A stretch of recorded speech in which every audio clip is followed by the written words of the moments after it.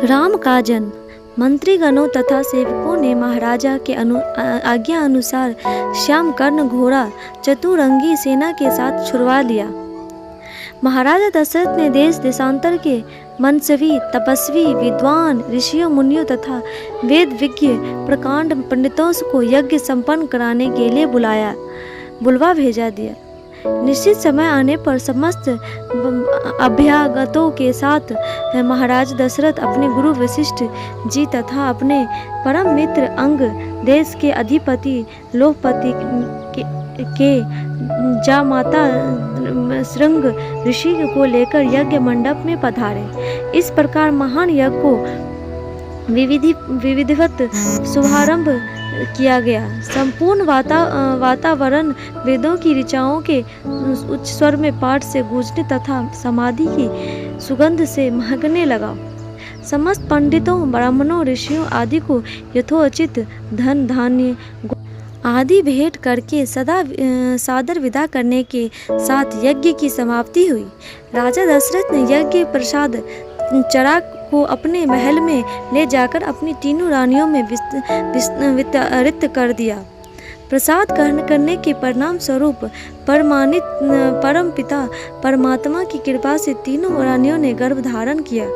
जब चैत्र मास के शुक्ल पक्ष की 9वीं तिथि को पुनर्वसु नक्षत्र में सूर्य, मंगल, शनि, बृहस्पति तथा शुक्र अपने अपने उच्च स्थानों में विराजमान थे। फर्क लग्न का उदय होते ही महाराज दशरथ की बड़ी रानी कौशल्या के गर्भ से एक शिशु का जन्म हुआ, जो कि श्याम वरण, अत्यंत तेजोमय, परम कांतिवान तथा अद्भुत सौंदर्यशाली था। उस शिशु को देखने वाले ठगे से रह जाते थे। इसके पश्चात शुभ नक्षत्रों और शुभ घड़ी में महारानी केके के एक तथा तीसरी रानी सुमित्रा के 2 तेजस्वी पुत्रों का जन्म हुआ।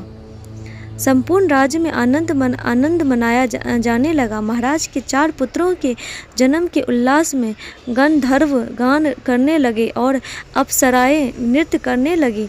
देवता अपने विमानों में बैठकर पुष्प वर्षा करने लगे। महाराज ने उन्मुक्त हस्त से राजद्वार पर आए हुए भाट चारण और आशीर्वाद देने वाले ब्राह्मणों और याचकों को दान दक्षिणा दी। पुरस्कार में प्रजाजनों को धन धान्य तथा दरबारियों को रत्न आभूषण तथा उपाधियों प्रदान किया गया। चारों पुत्रों का नामकरण संस्कार महर्षि वशिष्ठ के द्वारा कराया गया तथा उनके नाम रामचंद्र, भरत, लक्ष्मण और शत्रुघ्न रखे गए। आयु बढ़ने के साथ ही रामचंद्र गुणों में भी अपने भाइयों से आगे बढ़ने तथा प्रजा में अत्यंत लोकप्रिय होने लगे। उनमें अत्यंत विलक्षण प्रतिभा थी, जिसके परिणाम स्वरूप अल्प काल में ही वे समस्त विषयों में पारंगत हो गए। उन्हें सभी प्रकार के अस्त्र शस्त्रों को चलाने तथा हाथी, घोड़े सभी प्रकार के वाहनों की सवारी में उन्हें असाधारण निपुणता प्राप्त हो गई। वे निरंतर माता और गुरुजनों को सेवा में लगे रहते थे।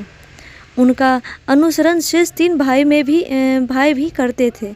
गुरुजनों के प्रति जितनी श्रद्धा भक्ति उन चारों भाइयों में थी, उतना ही उसमें परस्पर प्रेम सौहार्द भी था। महाराज दशरथ का हृदय अपने चारों पुत्रों को देखकर गर्व और आनंद से भर उठता था।